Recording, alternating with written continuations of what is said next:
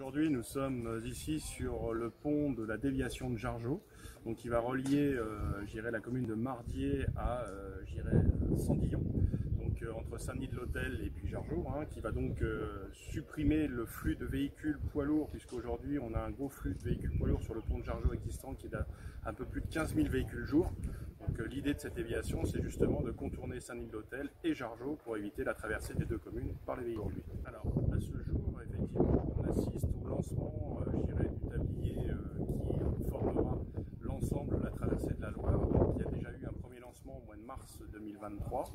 Là, on est au deuxième lancement. Donc, le lancement aujourd'hui porte sur 230 mètres de long à pousser au-dessus de la Loire. Le premier tronçon était de 196 mètres et il restera un tronçon qui sera poussé et qui donc reliera les deux berges de la Loire à l'horizon de mi-octobre, grosso modo sur 150 mètres. Mais aujourd'hui, on aura 426 mètres de tablier poussé au-dessus de la Loire.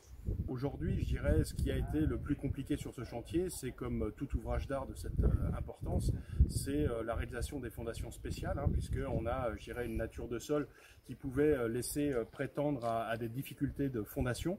Ceci étant, nous avons eu la chance de nous trouver, et les sondages nous l'avaient déjà défini, mais ça a confirmé au moment de l'exécution des travaux, de manière à ce que l'ouvrage soit fondé correctement sur un sol. Alors les fondations descendent entre 20 et 30 mètres de profondeur, suivant les endroits des points d'appui.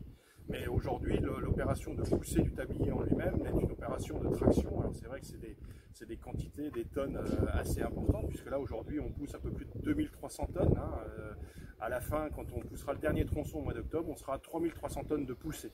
Voilà. L'ouvrage, c'est une chose, mais on dit l'ouvrage de franchissement de la Loire.